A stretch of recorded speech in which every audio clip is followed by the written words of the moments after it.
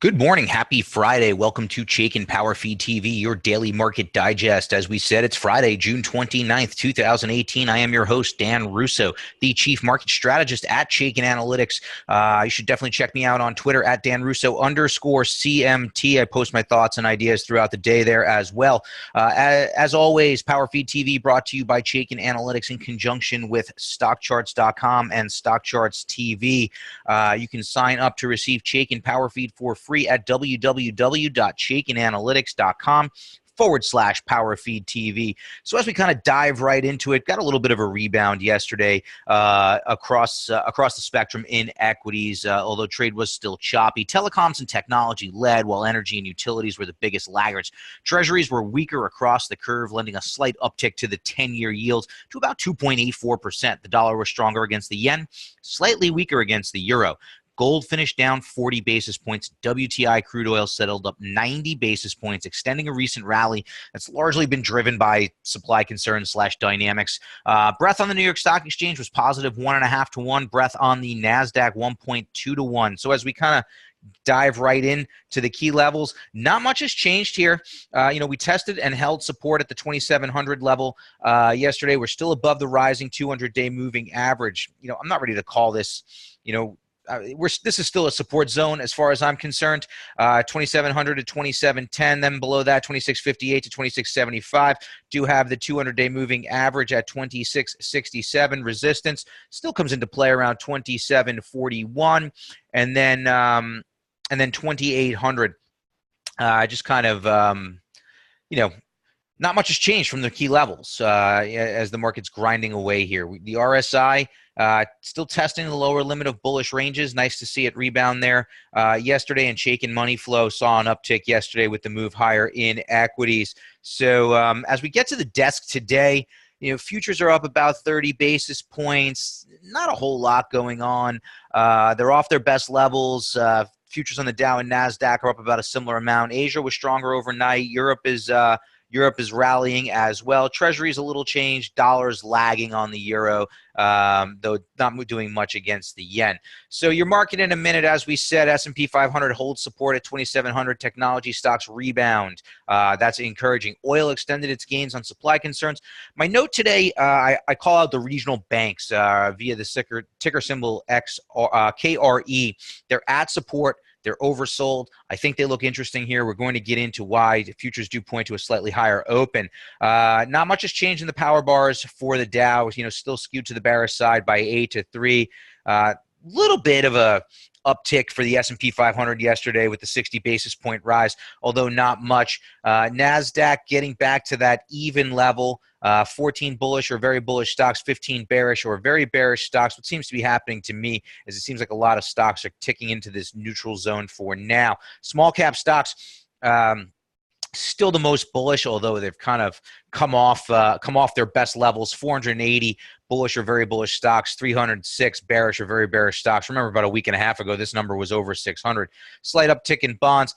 Tech here, as we said, rebounded up 1.22%. So based on the power bars, small cap stocks are somewhat more bullish than large cap stocks, and the major indexes continue to be mixed, continue to exhibit that choppy trade. Our stock of the day today, it's funny, we spoke about E&P yesterday, so today's stock of the day is Bonanza Creek, closed at 36.73 yesterday, up 2.43%. Ticker symbol BCEI has a very bullish Chaikin Power Gauge rating due to very attractive financial metrics, very strong earnings performance, and very strong price volume activity. Also has some positive expert activity. Let's rip it apart here from the bottom up. Here's the ribbon. It's been predominantly bullish since December, although really didn't start to outperform the market until the May timeframe. So we had a bullish rating, but the market was telling you it wasn't time yet. Now as the stock has started to tick up, it is beginning to outperform the market. And what's compelling to me is that it's starting to accelerate in its outperformance here after a slight dip. Money flow getting back into positive ranges here. Stock is breaking out above this kind of $32.5, $33 level, although it is currently overbought.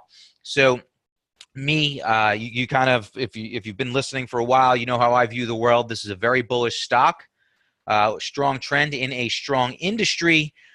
It's outperforming the market, but tactically the setup is just not there yet. The stock is overbought. I want to see if we can kind of go sideways here in the $35 to $37 range, work off this overbought condition, then set up a tactical entry point. Ticker symbol BCEI, Bonanza Creek, goes onto a bullish watch list today. Our sector tracker, looking at the movement of the major sectors over the last 5 days, still has that kind of defensive feel to it, right? Utilities up nearly 3% over the past 5 days.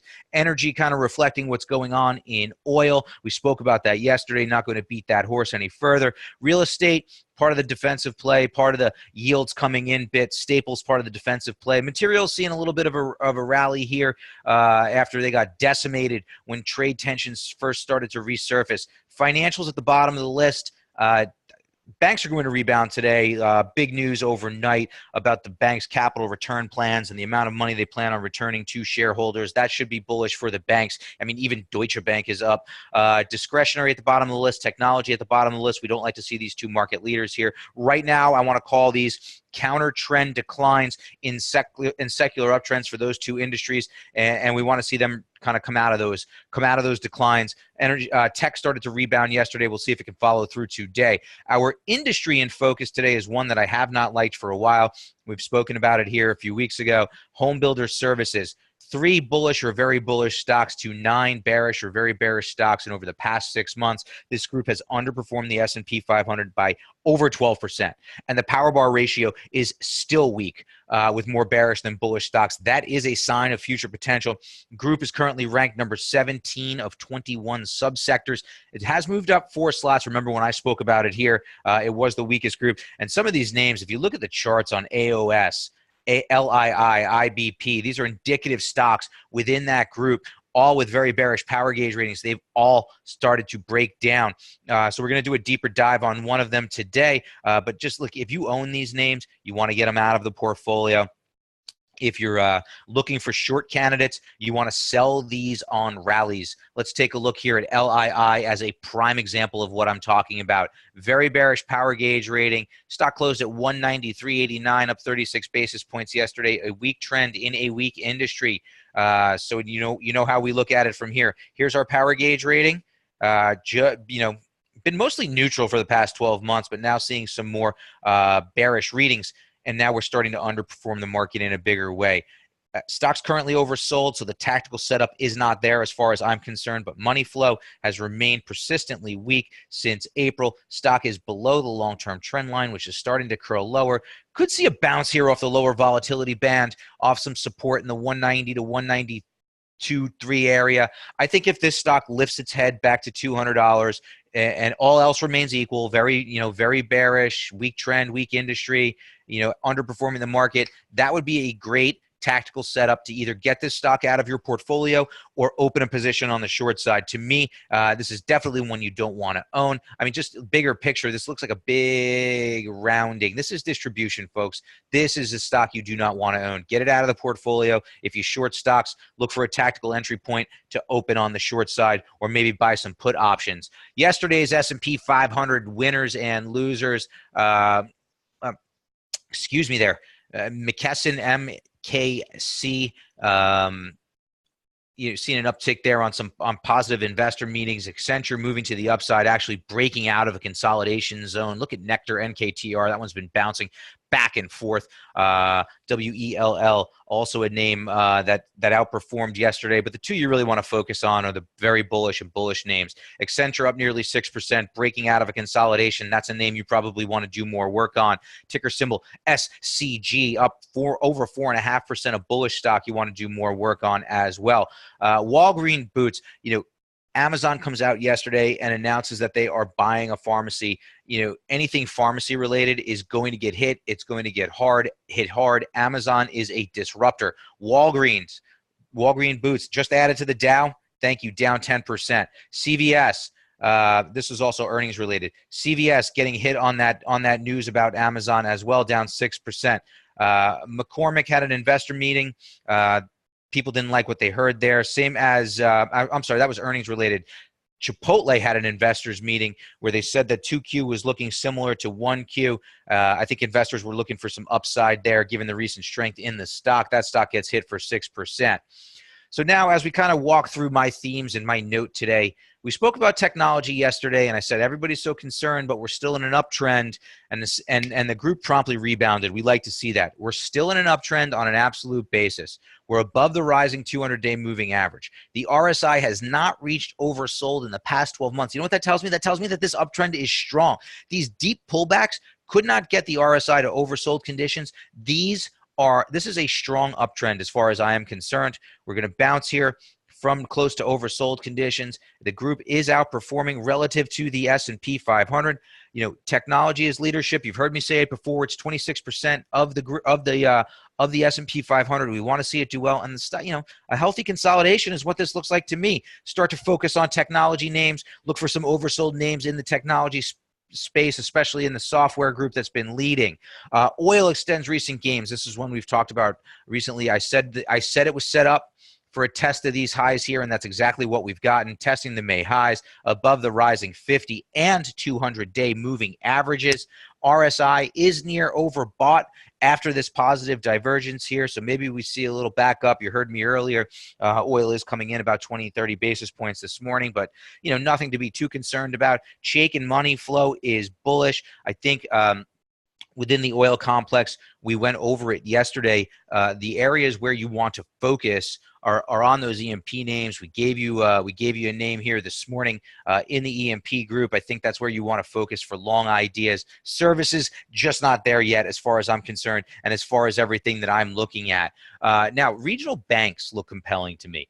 I run a lot of screens here. I look for kind of strong stocks that have become oversold, and my screen this morning was full of regional bank stocks. So in my note to Chaikin Analytics subscribers today, I kind of pointed out and highlighted the KRE, the SPDR S&P Regional Bank ETF, which is now close to testing support at $61. It's above the rising 200-day moving average. The RSI has not become oversold since September, so not quite as strong a trend as what we were seeing in technology, but a similar dynamic at play, right? The fact that when the ETF sells off, the RSI can't get below 30. That tells you that we are in the midst of a strong uptrend. Chaikin money flow has been oscillating between bullish and bearish, but it's been predominantly bullish for most of 2018. So I think that you can use this oversold condition in the regional banks to either take a position in the ETF via KRE or look for some interesting stocks on the long side. I've given you some ticker symbols here this morning. ASB, it's actually my stock of the day for Chaikin Analytics subscribers in my morning note. Ticker EFSC, ticker IBCP, ticker PEBO. These are all names which we rank either bullish or very bullish and have become oversold. So these are, regional banks are still a leading industry group. I think it's the number 4 industry group of the 21 that we track. So take a look at the regional banks here today as they could be bouncing for support. Look for some solid names on the long side that have become oversold. I've given you 4 here today. I think it's an area where you want to start to do some work. So kind of looking at some of the dynamics that have taken place, it's been a crazy week. Look at some of the numbers across the sectors this week. Utilities up 3%, technology down 4%, consumer discretionary down 3.5%, over 3.5%. These are some big swings this week. To me, this tells me that there could be some shifting going on under the surface, right? We want to keep an eye on that. Utilities have been massive underperformer all year. All of a sudden, their power bar is skewed 13-2 in favor of the bulls. It's up 3%. Money's flowing into some of these defensive groups. We want to monitor that and see if new leadership groups are emerging. Healthcare remains at the top of the list. A little profit taking there, but tech and consumer discretionary, I think that's the product of profit taking, as I've been saying all week. Momentum names, the big leaders, the cyclical momentum have been getting sold. We want to see, I think tech is reversing. I think consumer discretionary could reverse. But on the kind of defensive side of the market, we're starting to see some leadership changes as well towards the bottom of the barrel here. Materials and industrials have taken over the bottom 2 slots. Real estate now, not even in the bottom three anymore, and it was mired there for a long time. So these are things we want to keep an eye on. We want to see some of the shifts under the hood to give us a clue as to what might be going on at the industry level and sector level. And at the very least, we want to know where we want to be positioned on the long side and the short side. So I hope everybody has a great weekend. You can sign up for PowerFeed at chaikinanalytics.com/PowerFeed TV. Have a great day, everyone.